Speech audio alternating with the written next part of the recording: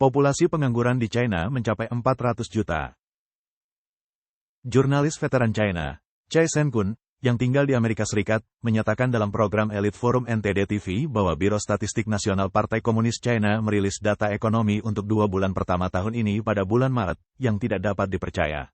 Sebagai contoh, Biro Statistik Nasional membanggakan bahwa investasi aset tetap pada bulan Januari dan Februari mencapai 5,1 triliun yuan, sekitar 700 miliar dolar AS, meningkat 4,2% dibandingkan dengan tahun sebelumnya.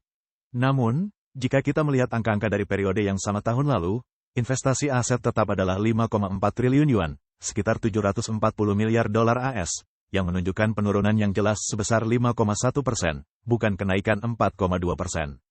Oleh karena itu, perbedaan dalam statistik yang dirilis oleh Biro Statistik Nasional adalah signifikan.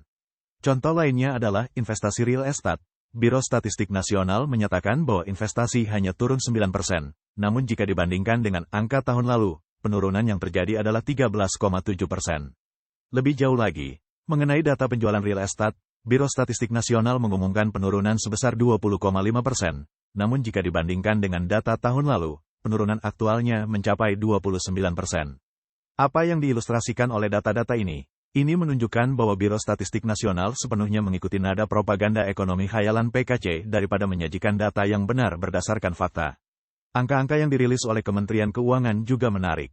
Pajak penghasilan pribadi untuk bulan Januari dan Februari, yang diumumkan oleh Kementerian Keuangan, adalah 326,2 miliar yuan, atau sekitar 45,2 miliar dolar AS, turun 15,9% dibandingkan dengan periode yang sama tahun lalu. Kita tidak boleh meremehkan penurunan 15,9% ini. Ini menandakan penurunan pendapatan pribadi yang signifikan, karena di China, pajak penghasilan pribadi tidak dapat dihindari, pajak ini dipotong ketika gaji dibayarkan terlepas dari ukuran perusahaan. Bayangkan saja, dengan penurunan pajak penghasilan pribadi yang begitu besar di bulan Januari dan Februari, jika pendapatan masyarakat tidak meningkat, bagaimana mungkin konsumsi bisa meningkat? Bagaimana total penjualan retail barang bisa meningkat? Laporan kerja pemerintah Dewan Negara menyebutkan bahwa tahun ini masalah lapangan kerja untuk 12 juta orang perlu diatasi. Namun, tahun lalu tingkat pengangguran kaum muda di China mencapai sekitar 50%. Bahkan, saat ini ada puluhan juta orang di China yang menganggur total. Oleh karena itu, seperti yang dikatakan oleh mantan wali kota Chongqing, Huang Qifan, belum lama ini, apa yang perlu segera diatasi oleh China dalam hal ketenaga kerjaan sebenarnya adalah menyelesaikan lapangan kerja bagi setidaknya 400 juta orang. Bahkan jika Anda menambahkan 12 juta posisi pekerjaan baru pada tahun ini, hal tersebut sama sekali tidak cukup untuk menyelesaikan masalah pengangguran saat ini. Mencari pekerjaan saat ini sangatlah sulit. Chai mengatakan bahwa ia memiliki seorang kerabat yang lulus dari Universitas New York sebagai mahasiswa pasca sarjana.